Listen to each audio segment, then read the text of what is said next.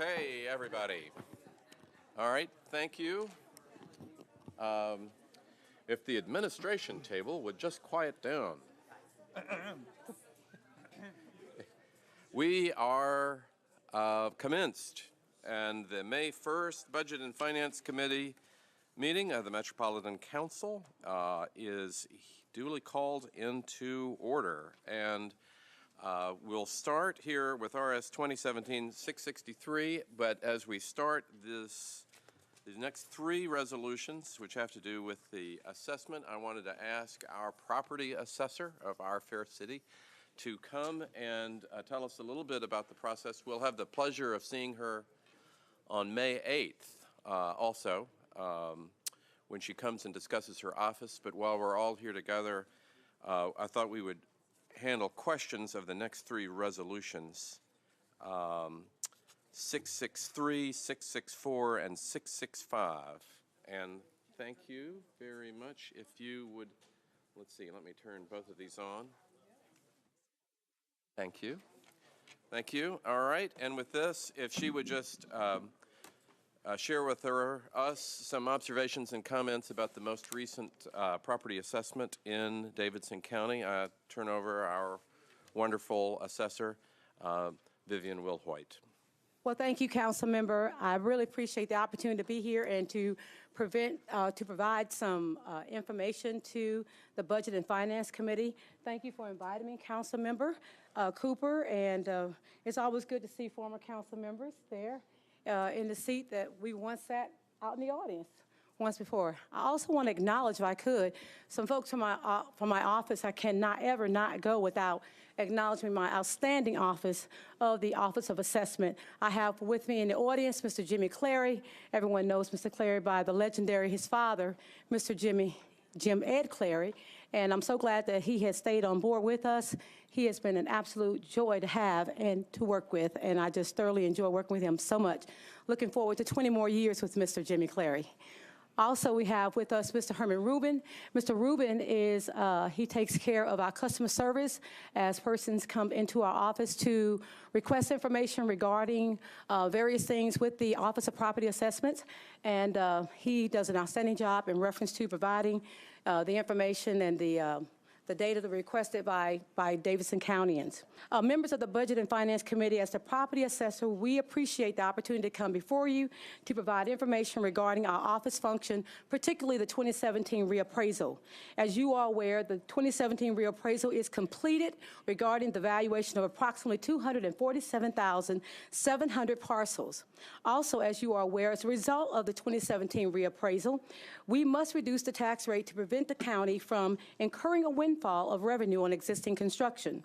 We must receive approval from the state of Tennessee to approve the projected preliminary rate that has been estimated to be at $2.75 for the general service district and $3.155 for the urban service rate districts.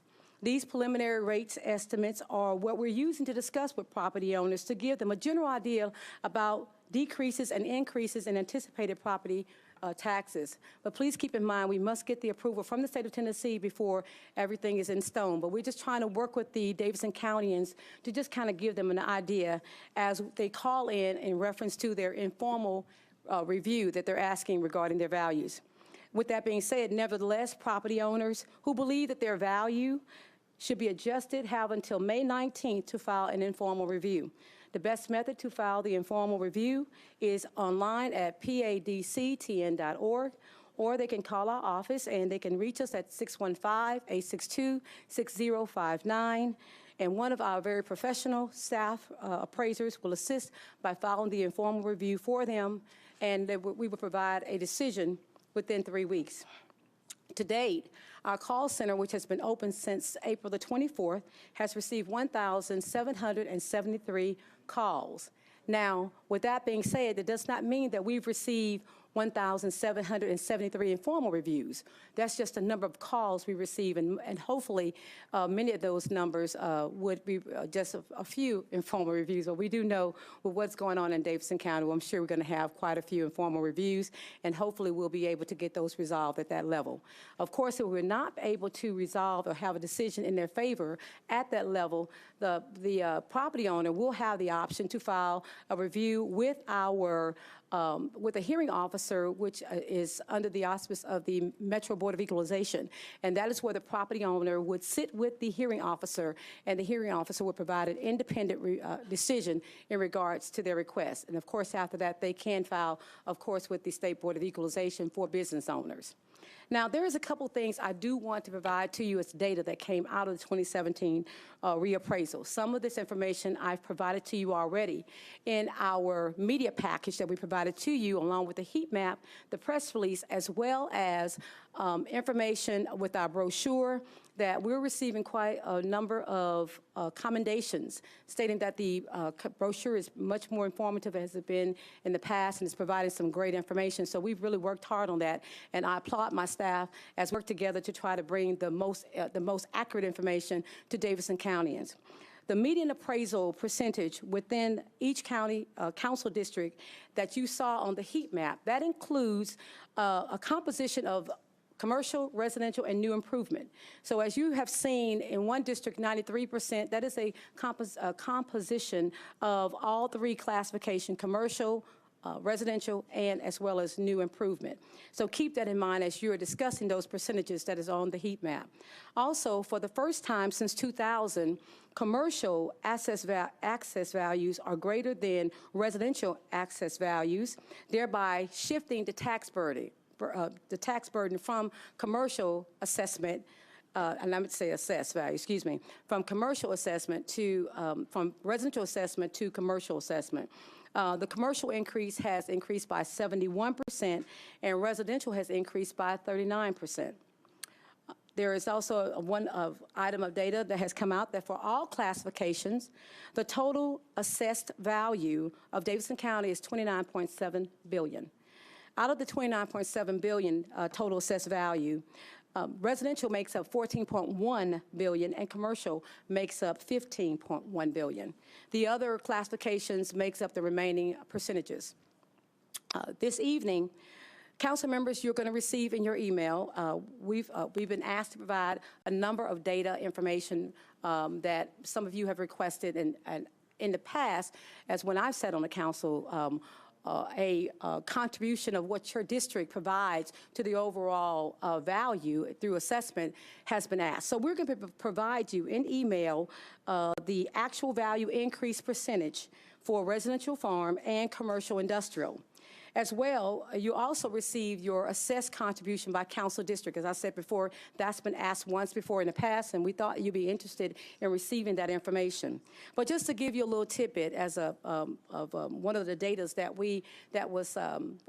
set out at us was that District 34, which is Council Member Angie Henderson, she has the highest assessed value of contribution percentage at 9.7% for residential and farm.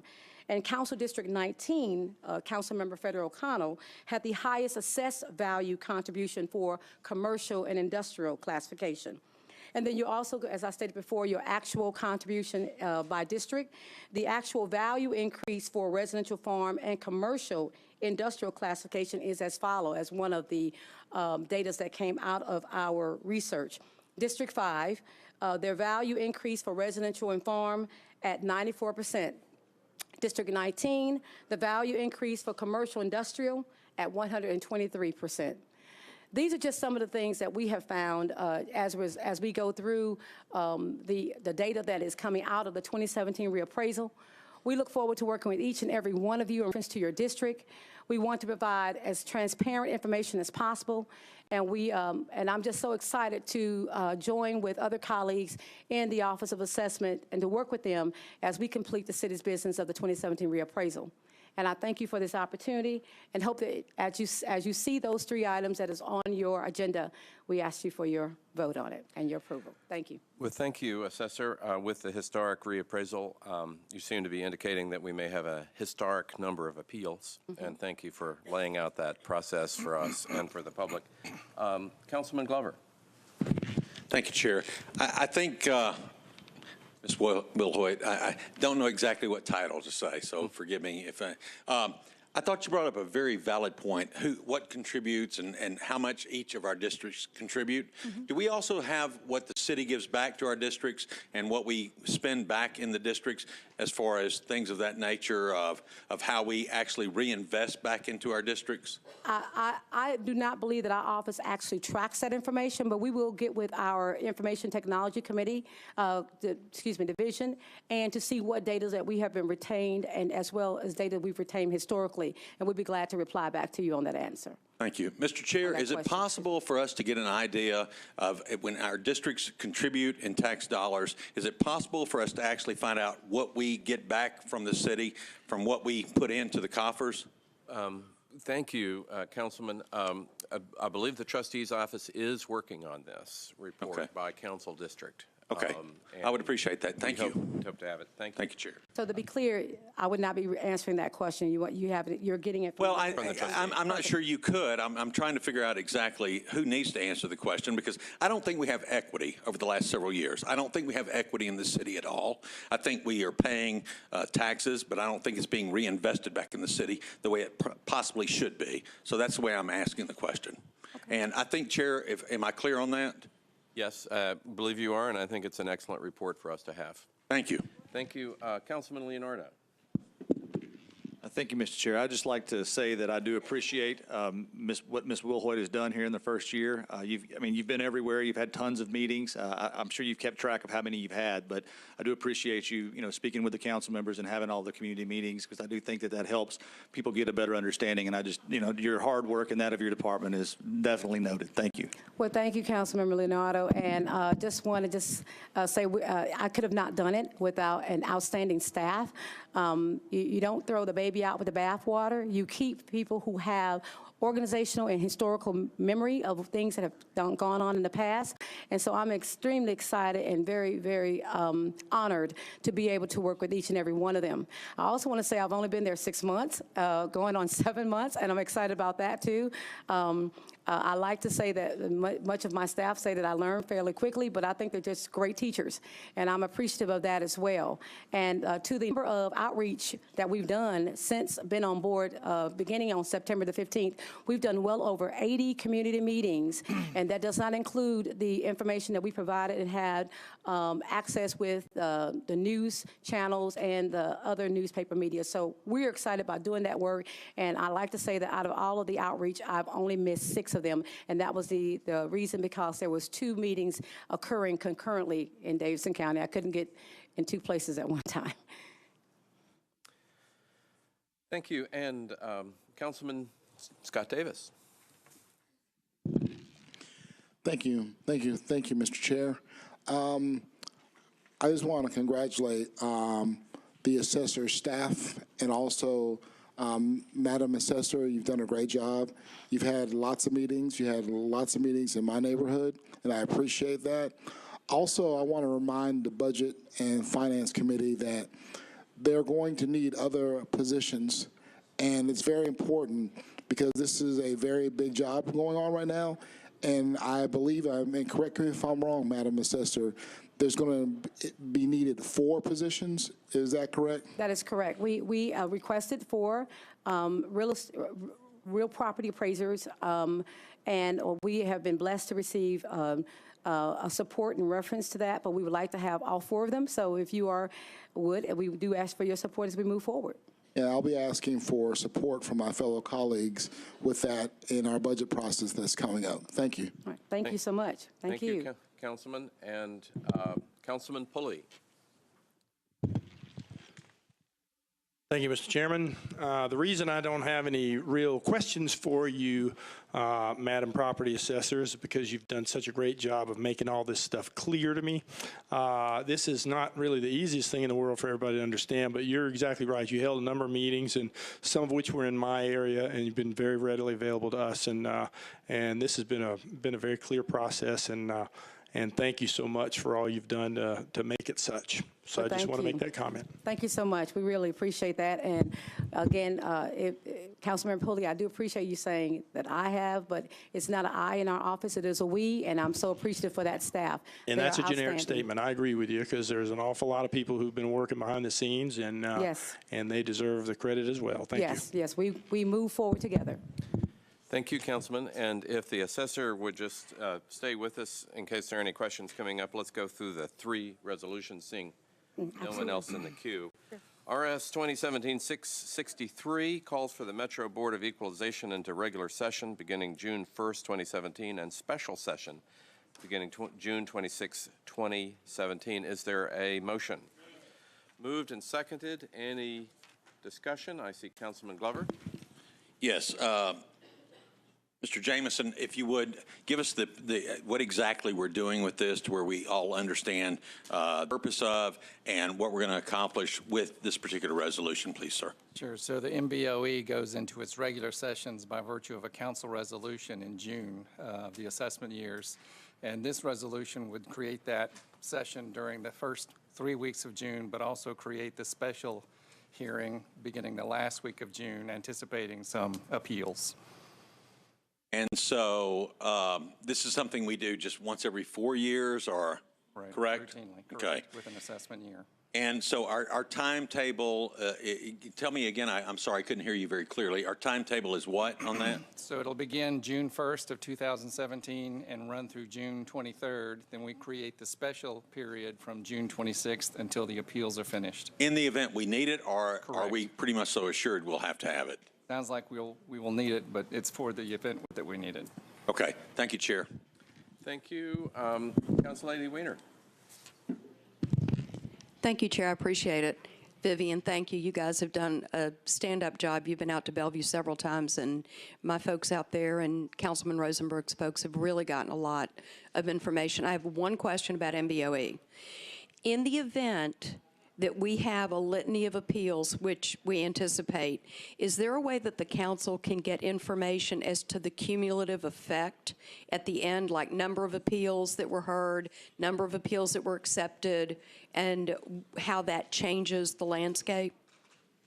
Yes, Council Lady, you can, did you want, is it okay if I, Please. okay. Yes, Council Lady, you can receive that information. We have factored in our estimated assessed value even after what we anticipate to be the appeals. So yes, you will be able to get information to that degree. Will that be by county council district? I think we that get it could that do it by way? council district, absolutely. Okay. That'd be great. Thank you. Thank you. Thank you, Council Lady. And Council Lady Vercher. Thank you, Chair. Mr. Jameson, do we need the close end of the session to stipulate that we're going into the special session, or am I just reading it? Is it understood how the resolution is written? Right. So ordinarily we would open this from June 1st through June 23rd. Then we have the special session beginning at June 26th. We don't have a close end on the second special because we don't know if it will be needed, much less when it will end. Now, on the resolution, I was specifically asking where it states session beginning June 1, 2017. Do we need to put through the end date of the regular session, or is it understood how the resolution is written? We haven't historically. I think it's understood. Okay. Thank you, Council Lady. Seeing no one else in the queue, the motion having been made and seconded, all in favor of 663, please say aye. All opposed, 663 is recommended to the council. Resolution RS 2017-664 approves the appointment of hearing officers by the Metro Board of Equalization to conduct preliminary hearings and investigations regarding complaints before the board. Is there a motion? Moved and seconded, and Councilman Glover. Okay, I'm going to ask again, if you would explain how this works. I've gotten a few phone calls of people who said they did not get their letters, and so if you could just walk us through how it works to where hopefully anyone sitting and listening to this is able to understand exactly what the process will be, please? Okay, absolutely. Well, first I want to say for those who have stated they have not received their letters, could you please have them contact our office at 615-862-6059. That is the number to the call center. But there at that time, the call center can also receive that concern and to make sure that nothing has happened as it's gone through the mail. So we want to make sure that they receive it, and we'll be able to provide them with a duplicated notice as well. And in fairness, I've only gotten 2 of those, so I mean, it's not a mass breakout, but in fairness, so thank you. Absolutely, absolutely. The hearings for the Metro Board of Equalization, they will begin on June the 1st, 2017. And what will happen at that time, after an informal review, of course, the informal review deadline is May the 19th. That's the period that we're in right now. This will give the opportunity for the property owner to get the chance of us to take a second look at their value. It also provides the property owner the opportunity to participate in the hearing by providing some comparables or information regarding their property that they feel that we did not know, because that's what it would be about, or if it's something that we need to correct. So once the informal hearing review ends, then we pick up the informal hearing period, and that's where the property owner will come in with their information that they have in order to influence their appeal, and it will be heard by an independent hearing officer. And those hearing officers, although they're paid by the Office of Property Assessment, they make an independent decision in regards to what is being brought forth by the property owner, as well as what our appraiser has provided as to why that they have provided such valuation. So that's the process in itself. Of course, those deadlines would apply, because after a certain time, they would not be able to appeal. Okay, so the same dates apply. Okay. All right, thank you, Chair. I appreciate it. Thank you. Thank you, Councilman. Councillady Gilmore. Thank you. How you doing, Ms. Wilhort? I'm doing good, Council Lady Gilmore. Thank you. So have the evaluations already gone out? Oh, yes, Council Lady. Yes, we've done 2 mailings. So Okay. we did a mailing on April the 21st. And we did a mailing as of last Friday, which was April the 28th. And how we kind of look at the mailing was that we provide the first set of mailings in more of the very hot areas, and then we did a second set of mailing in more of the semi-hot areas, pretty much like that, because we wanted to deal with those higher increase areas, or the more that's considered the hot areas first. And so those values are out. But once again, if you have not received yours, please contact our office, and we will be more than glad to. If you haven't received yours, I'll be glad to take your information right now. We'll double check with the staff, you know. Okay. But I do need your address, of course. I'll give it to And I you. can look it up by your name, but we like to make sure it is definitely you, and maybe 3 or 4 Erica Gilmores in Davidson County. It probably is, but none like me, I promise understand you. that. You're correct, no doubt. Thank you. Thank you, Council Lady. The motion made and seconded. No one else in the queue. All in favor of 664, please say aye. All opposed? 664 is recommended to the council. Resolution 2017-665 approves the 4-year plan for the reappraisal and equalization of assessments in Davidson County, finishing in 2021. Is there a motion? Motion made and seconded. Seeing no one in the queue, all in favor say aye. Aye. 665 is recommended to the council. Thank you very much. And you. Property Assessor, thank you very much for coming in. My And pleasure. Again, I'm glad to know that you're prepared for all these appeals that'll be coming. Yes, we are. Thank you. Thank you again. All right, and now moving on to RS 2017-666. The sponsor, Pride More, authorizes the Metro Development and Housing Agency to enter into a pilot agreement and accept payments in lieu of ad valorem taxes for a multifamily housing project located at 501 Forest Park Road. Is there a motion? Motion made and seconded. Council Lady Weiner. Thank you, Chair. I probably need to be asking Talia this, if that's okay. And I'd like to ask a question about 666 that also applies to 667, if I might. So if that's okay, I'll just reference both of them. please. So when I was doing some digging and had a little bit of help, I was looking at the financial plan on 666, which is FAR spend, and if you look at the developer fee, it's $2 million. And then on 667, it references on permanent sources a deferred development fee of $4.1 million. And then it shows under permanent uses a developer fee of $10 million and some odd dollars. So my first question is, in general, what's the basis for that fee? And I'll just do one question at a time because I've got 4 questions. I just need to understand this better. Okay. Council Lady, that is really a question that's best addressed by Joe Kane on the details. Is he here? Thank you. He is. And Mr. Kane from MDHA is here. Thank you. Thank you, Mr. Chairman. Council Lady. The income housing tax credit program, of course, is established by the IRS and administered locally by THDA.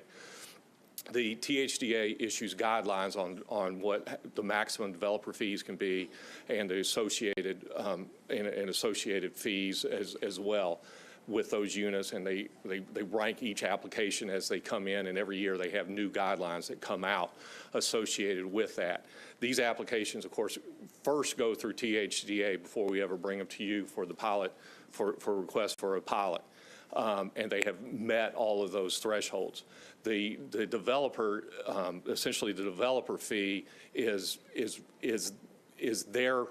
what they get for undertaking the project. That's what the developer makes on undertaking that project. Okay, and what's the criteria for that calculation? How do they determine that? Well, it all goes back similar to our analysis of it, trying to generate as to what the project could cash flow through. The developer fee usually starts getting knocked down as the project costs continue to increase, and what their fee can get keeps getting knocked down. Okay, So in the event of these deferred developer fees, for example, the $4.1 million, which is like 41%, that's a fee that's paid over the life of the project? Yes. Does it have an end date? They must be taken out in 12, within the 15 years, I'm sorry, the developers here, I'm trying to get verification on the rules. They must be taken out within the 15-year period. And is that interrelated to the number of units that are occupied?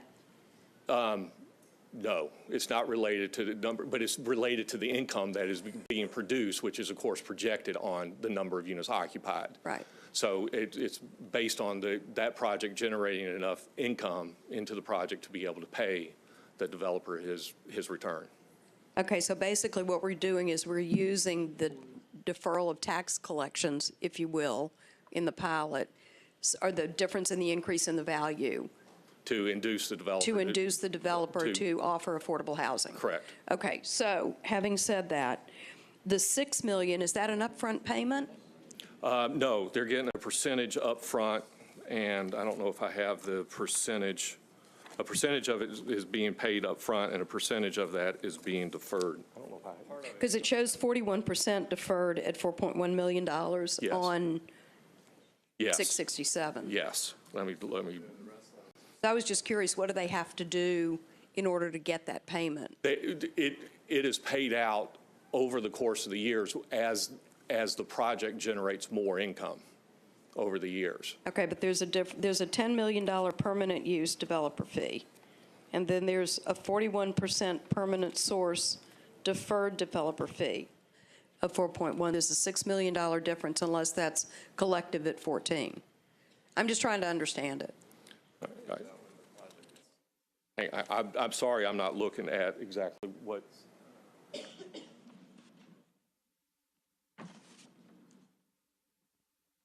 Thank you for your indulgence, Chair. Yes. Oh, certainly. There is they get some money at upfront with that. Okay. That comes through with the total developer fee is the $10 million number that you're looking at, and they get and $3 million of that is, or $6 million of that, excuse me, is is deferred. No, it shows 4 million's deferred. 4.1, you want me to show you what I've got? I may be looking at,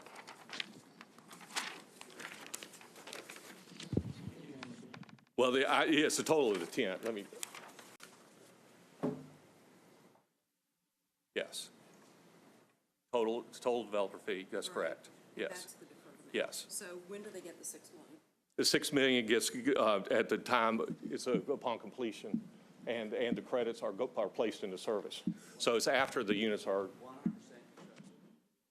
it would be at the time essentially the pilot kicks in. Okay. So the pilot doesn't start until the project is completed and are being placed, and the units are being occupied. That's Okay. when they would get their return. Okay. How do you show an increase in equity in the project? And In other words, can they, and I may not be asking this correctly, but can they potentially sell the contract, sell the pilot to another entity that could take it over No, and do the project? We do not allow. And that's transfer. in the contract, Yes. that they can't do that? No. Okay. So if the project is in an area that has a very low value, and by developing the property, it increases the value, right? And that's what gives us the difference in what we can use as the pilot. Correct. Okay. How do we go about creating I'm trying to figure out a better way to explain this. How do we go about showing that increase in equity? Because somebody's going to get the benefit from a tax perspective. Somebody's going to get the benefit of that increase. So is that up to the assessor's office to value that? The pilot, the state taxes, the equity, the tax credits come in over the course, depending on how they're purchased. They typically come in over the course of years. Okay. The assessor generally can prorate those out over 10 years. So there is equity coming back in through the sale of the tax credits, when the tax credit investor is making payments to the developer, essentially from the IRS that are sold. That money essentially is then discounted for, and they're able to invest in that project today and construct that project. Okay, thank you. Chair, I have a question. Is it, or Talia, is it at all, or Matt, somebody, is it at all possible for us when we get these, I mean, we really had to dig layers and layers to look at this and to understand it. And I just think that everybody on Budget and Finance might be better placed and more comfortable having some of this understanding and having some of this information when we have these come before us. You know, what the developer fees are, how we improve the equity in a property, and what that means to us in terms of return on our investment, for example. I mean, I love the fact that we're able to incentivize developers to come in and offer affordable housing. I think it's great, and we've got more of that to come. But I think that the more information that we have in that regard would be helpful. I do think it would be appropriate if we had that list of questions that we could work with MDHA, and at such time that we file these, we can have that available at the same time moving forward. Okay, great. Thank you. You agree? I completely. I'm good with that. Are you good with that? Glad to do that. I love it when a plan comes together. Thank you. Thank you, Council Lady. Councilman Glover. Thank you, Chair. Well, I want to stay in the same vein because I've read some of the documentation, and to the Department of Finance and to you, Chair, help us understand, because, you know, there are several of us who got beat up over, you know, a pilot program, over some of the deals where we created jobs and we've created opportunities, and we've actually created revenue for the city. On this, I really don't understand how this works. And Council Lady, I appreciate your questions, but I fail to understand what exactly, I mean, what are we getting? I guess that's the easiest way. What does the city get for this? Because I know what we're giving away. So what are we getting in return? Who do I ask that question to? Well, I think Mr. Kane in the back is standing there to take a crack at it. I'll be glad to answer that. The whole purpose of this program was to incentivize affordable housing units. All of these units that come through the pilot are capped at maximum rents of 60% of the median income for families. And most of these are family-oriented developments with 2 and 3 bedrooms. Some may even have 4 bedrooms in those. And so what this is doing is making these projects, making these affordable and stay affordable beyond the 10-year pilot program. The 10-year pilot that is going to be issued, these stay restricted for at least 15 to 20 years, in some cases even up to 30 years on the affordability requirements. One of these in front of you tonight is Haynes Gardens Apartments. That one will maintain affordability. It is already an affordable unit, and it is getting ready to, those restrictions are getting ready to burn off, and the developer is electing to renew that, invest some more money into rehabbing those, and to keep those units as affordable. And they are restricted as such.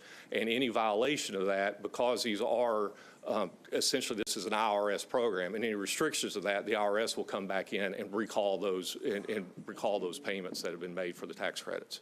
So the purpose and what the city gets out of this is the affordable housing that is such a critical issue here in Nashville.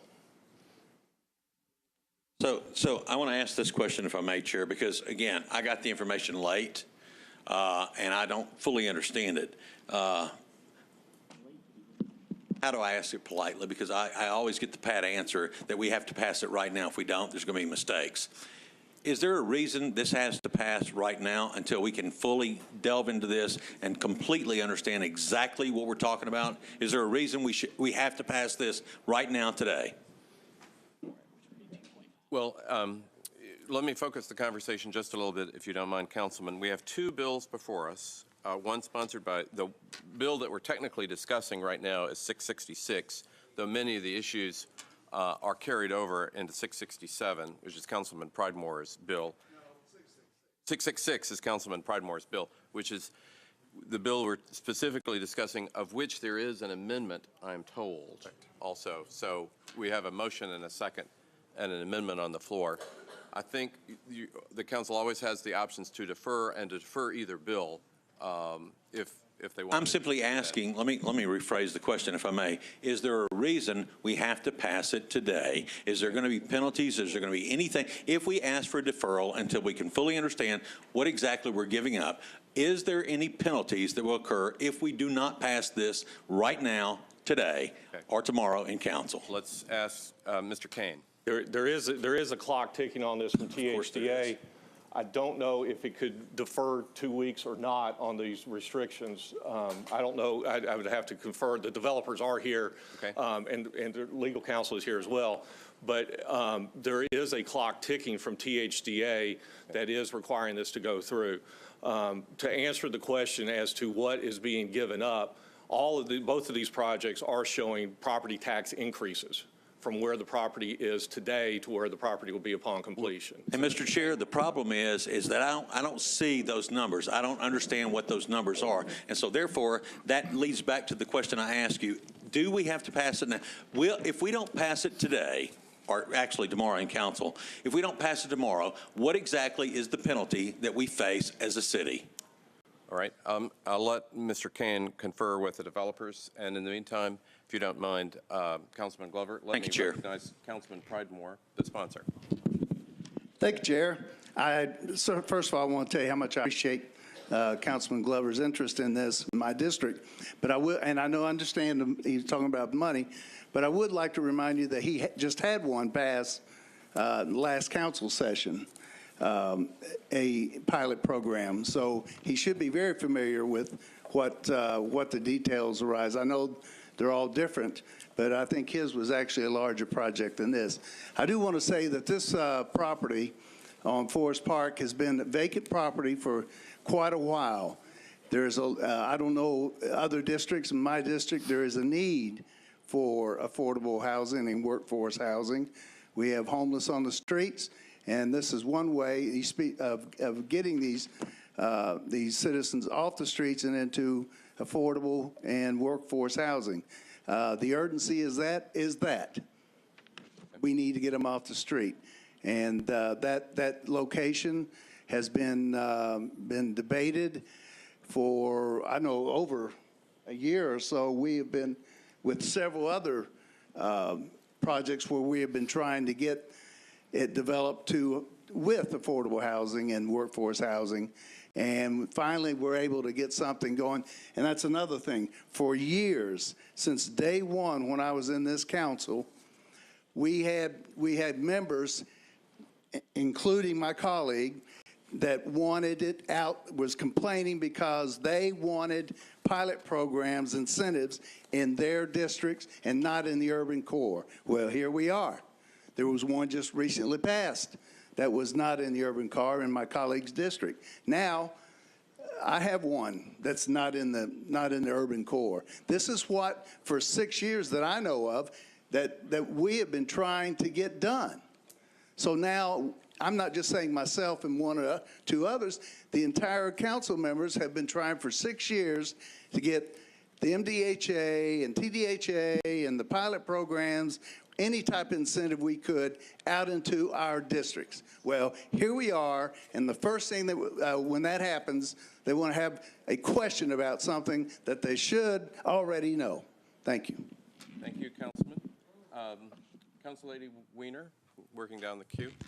I'm sorry, I just have a follow-up. I just did some math, and on 666 for the 47 units, with the developer fee, it comes to be $42,000 a unit. And in 667, the 208 units come to $48,000 a unit. Is that a negotiated rate consistent with what we decided to do relative to the affordable housing initiatives that we passed previously? I hope so. Shall we ask Mr. Kane? Yes, Joe.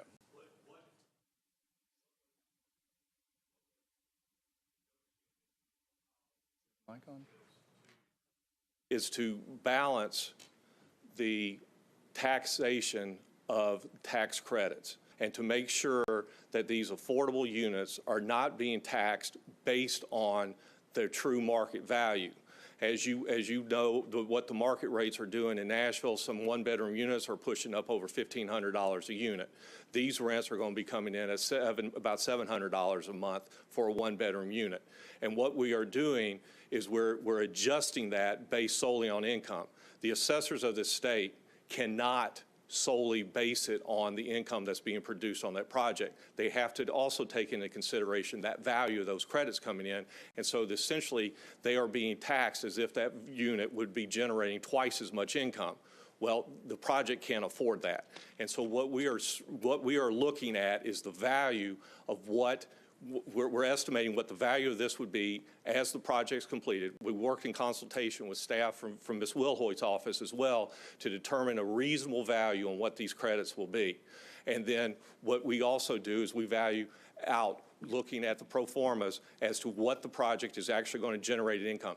The income that these projects can generate is restricted and is capped by HUD, and it cannot exceed. Now, HUD does make some increases on that, and we have established some increases in our pro forma that the value of the rents are going up. As you can tell, the amount of the tax payments there will also be going up in relation to that. And so what we're trying to do is essentially make the taxes affordable based on the income that the project is doing, no different than any other commercial building is doing. But because the assessor cannot solely look at those set of books that shows what the actual income is, what the tenants are paying, we have to have this pilot. And that's how this program was set up, and this is what it does across the state in other counties as well. So this is a consistent system that we have implemented that is repeatable, replicable? Yes. Okay, perfect. Thank you. Thank you, Council Lady. Councilman Mendez. I have a question for Mr. Kane and then just a comment. Thanks for coming and answering all the questions. I'm assuming the amount of the payments that are due is, it's the result of your office reviewing pro formas, and you guys just aren't agreeing to whatever number gets requested. You're validating? That's correct. It's a negotiation. We review those. We compare it. As you know, MDHA also has some tax credit property. You may recall we have Ryman Loss, we have Nance Place. We have some tax credit projects ourselves. We're aware of what those caps are on those limits on those incomes, and so we do have a comparative basis to be checking actual returns on what they would be getting in those rent rates. And I assume as part of that process, y'all look at the amount of the developer fees, and based on your knowledge of the marketplace, have some sense about whether they're fair or not fair? That's correct. Thank you. My comment was just going to be, I think in the history of the universe, the council's done 3, 4, maybe 5 of these. And in the first several in particular, I know we gave Mr. Kane a lot of questions and developed the process to where it is now. I don't know if we're completely at the end of the road as far as refining the process, but one of the things that I appreciate that we've got this time around is the memo from planning about how the project fits in with the overall community. I think that's a good plus. And maybe some of these questions that we're getting today about how the process works and the fairness of the deal, maybe we could figure out a way to get better information to us sooner going forward. Because there does end up being some time pressure in that the THDA credits don't last forever. And so on balance, I feel good about the public-private partnerships that we've got on these.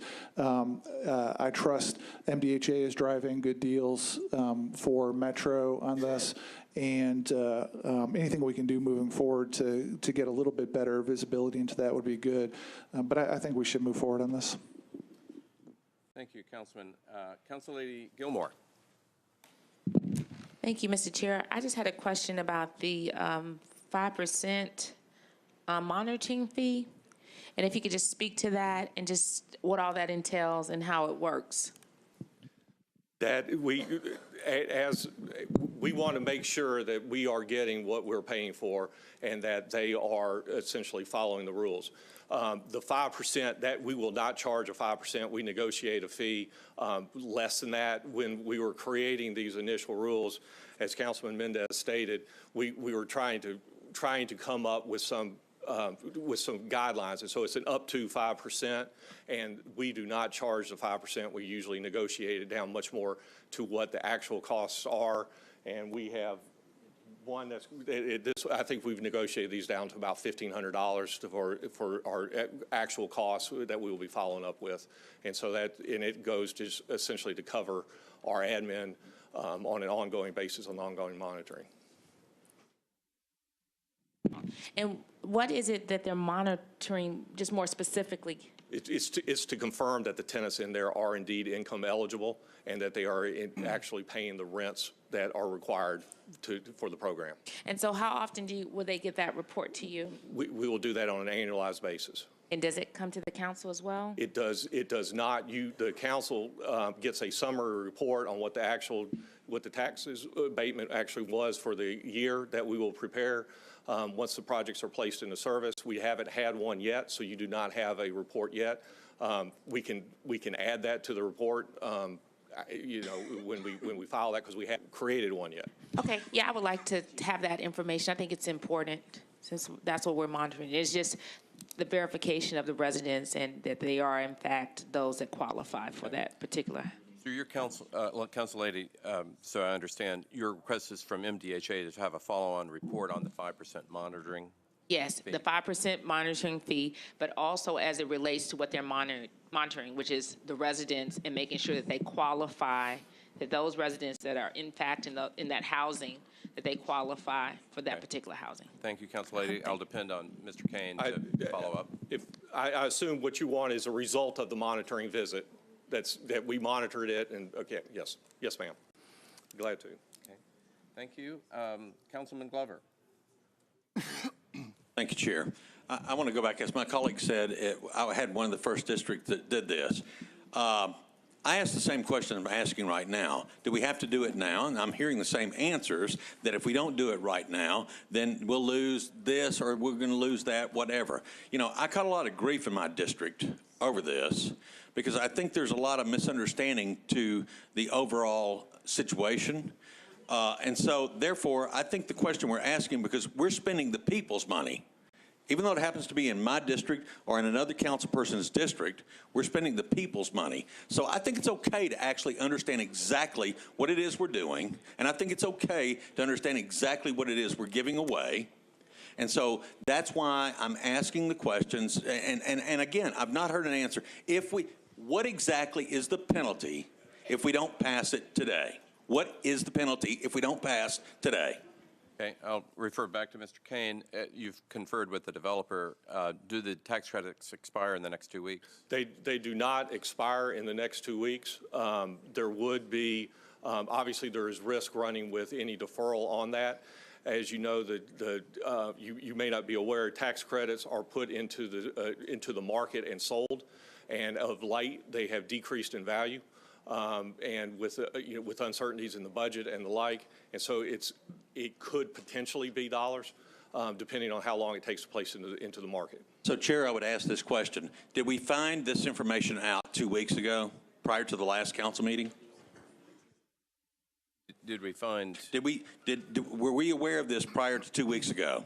Was there any reason we couldn't have been given this information a month ago? Well, again, Mr. Kane, I think the MDHA board passed it at its meeting. Correct. 10 days ago. It was last month. It was passed, and we filed it. We could not file it then. This is the first meeting that we could have gotten this in front of the Metro Council. Okay. Well, not just in the interest of process here, we have 666 up. We'll need to make an amendment. You have the ability to pass 667, and then, Councilman, if you wanted to make a motion to defer 666 with the amendment, because that simply has. Well, it's the councilman's district. I'm not going to step in on his district. I just think these things come to us constantly, and we constantly are told we must do it now, and we don't get time to actually look it through and understand what we're spending money on. And so I just think our process stinks. Well, it's hard. Sometimes it's hard to disagree with that statement, Councilman. Let me keep on going through the queue. Council Lady Weiner. Just a quick note, I did some more math. The $48,000, if you divide it over 15 years, it comes up to a big whopping $266 a month. That's pretty consistent with where we were insofar as the affordable housing initiatives, and I think it's probably more than appropriate right now. I don't see a big problem with this at all. The only other thing that I'd like to say is I'd be curious to know in advance if that's at all possible, or when these come to us, what the scope is relative to the districts, because what we're hearing is that we're seeing these pushed out of the core into suburban areas, and what the footprint of that's going to look like moving forward. But I'm in agreement with this right now. To make sure I follow along, you're in agreement with it, but you are interested in consistent metrics for reporting in the program going forward? The metrics and the footprint. Okay. Yep. Well, we will, I'm sure, be contacting you to help develop those metrics. And Mr. Chair, if I may, I want to make one final comment. Please. I was told if mine didn't pass my district, they were going to go Section 8. Yes. And we were kind of pushed into a corner on mine. And so that's why I'm pushing the issue here. If we're going to vote for it, then go ahead and do it. But I think we're voting for it without fully understanding exactly what we're doing. And that's kind of my point. So it's at whatever the council wants to do. Thank you. Thank you, Councilman. Councilman Pridemore. I was just wanting to speak on the amendment. Yes. That's all, to introduce the amendment. Well, would you move the amendment, sir? I'd like to move for approval of an amendment. Of the amendment. Is there a second? There's a second. So we're on the amendment to 666. There is a motion and a second. Any further discussion on the amendment of 666? Seeing none, all in favor of the amended 666, please say aye. Aye. All opposed?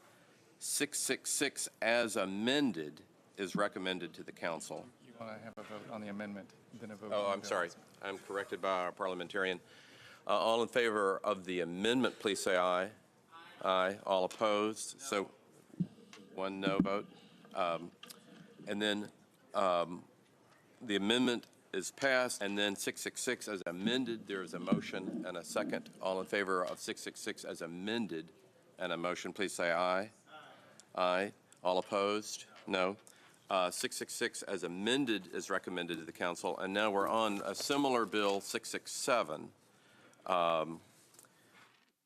which refers to the Haynes Garden Apartments. So RS 2017-667, which some of the discussion clearly included 667 in this as well, authorizes the Metro Development and Housing Agency to enter into a pilot agreement and accept payments in lieu of ad valorem taxes for a multifamily housing project located at 2715 Whites Creek Pike. There's a letter to approve from Councilman Hastings, and the discussion begins with Councillady Gilmore. Oh, is there a motion to approve? Made and seconded. Councillady Gilmore. Thank you. I noticed that they were very detailed in just saying that they were rehabilitating the 208-unit apartments. But my question was, will the amount of people that can actually stay in the apartments change? So in other words, I see that they have, like, for some family of 4, some family of 2. So we will still have the same amount of housing stock, but will the amount of people, does that make sense? That's the question. Ask Mr. Kane to enlighten us. Thank you, Mr. Chairman. This is maintaining affordability, this project. And as you are aware, many projects that were affordable have turned over and they have doubled their rents and, and done some things. This will maintain the rents in there.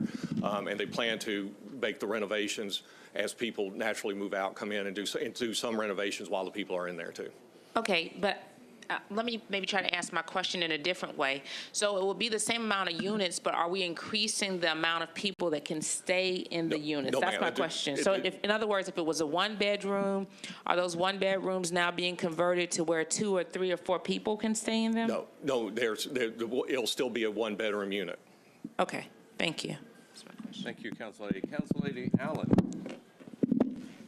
Thank you, Mr. Chair. I just want to reiterate what we've heard through Nashville Next and everything is that one of the things we need to do is preserve existing affordable housing, and that's what this does. And I think that we've, to some degree vetted how this pilot process works through previous ones, and I hope we can work, and I'm happy to work with folks as well to come up with rubrics to see that we get the information ahead of time if that is helpful to evaluate it. But it costs less to hang on to existing affordable housing than it does to build new. So I'm excited about this, and I certainly hope we move it forward. Thank you. Thank you, Councillady. Seeing no one else in the queue, we had the discussion with Councilman Glover about whether he wanted to defer 667 based on the fee and a further report on that, and I just wanted to get back with you. Sorry. And I mean, Chair, it's beyond evident. We're just going to go ahead and pass it as we always do. So, I mean, forgive me for bringing up legitimate questions in my mind. Thank you. Thank you, Councilman. Seeing no one else in the queue, the motion made and Councilman Hastings. Yes, sir, Mr. Speaker. I would like to just ask everybody to continue to support us as we move along. Move along with this project. There's a lot of great things that are coming forth, and I look forward for others to come forward within our community and our district as a whole, because we have a lot of things that are moving forth right now that are raising the price to live within the community that we have. So I would like for everyone that have a question in their mind on if this will work, please keep in mind we have to find places for people in our communities to live, work, and play. All right, thank you. Thank you, Councilman. The motion made and seconded. All in favor say aye. Aye. All opposed? 667 is recommended to the council with a note with Councillady Wiener's comments and Councilman Glover's comments and our finance director's comments to improve the metrics in our reporting on pilots going forward. RS 2017-668 approves a jail garden grant from the Davidson County Farm Bureau to the Davidson County Sheriff's Office for the enhancement of horticultural programs and community gardens program. Is there a motion? Moved and seconded. Seeing no one in the queue, all in favor of 668, please say aye. Aye. 668 is recommended to the council. RS 2017-669 approves a grant from the State Department of Health to the Metro Board of Health to promote the proper use of all recommended vaccines. Is there a motion? Motion made and seconded. Seeing no one in the queue, all in favor of 669, please say aye.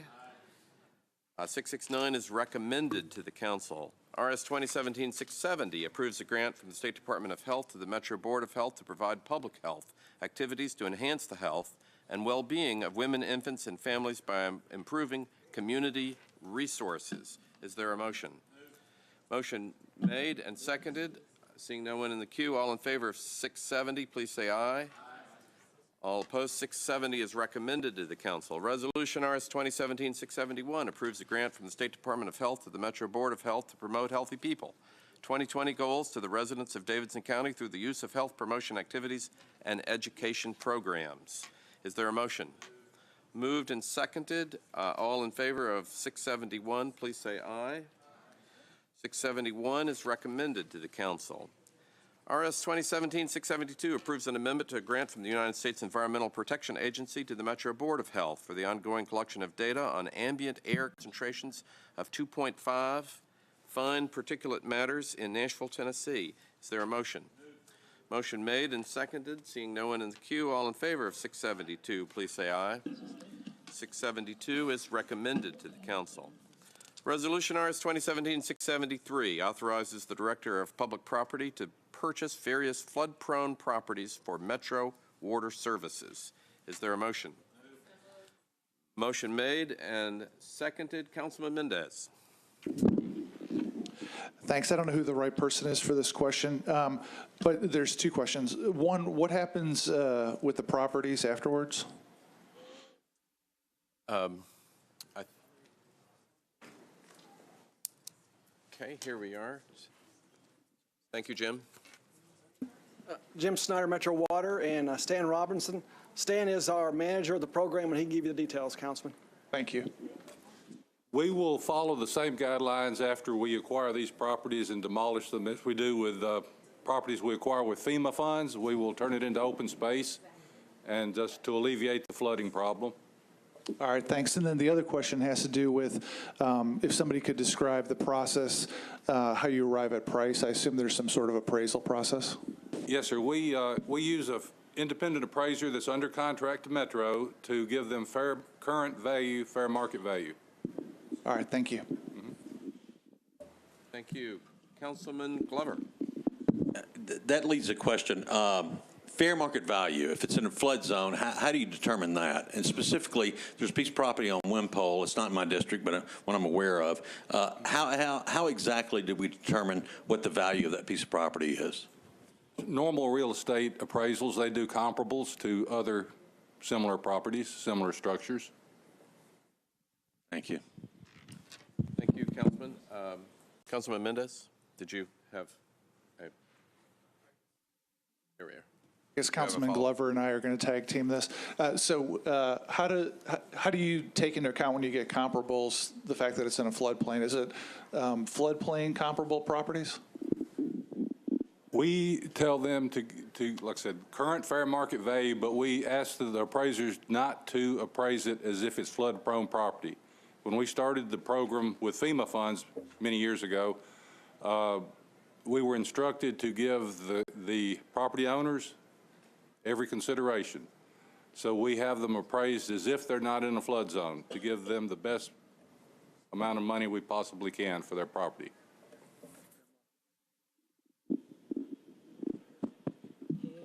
Okay, thank you. Thank you, Councilman. Councilman Glover, did you have a follow-on? Okay. No, I think that sums it up. I mean, I just don't understand. I'm in the process of selling a piece of real estate right now, and how we get comps, I don't really, I just don't understand it. But thank goodness we've got more money than we can spend. Thank you, Councilman. Seeing no one else in the queue, The motion made and seconded. All in favor of 673, please say aye.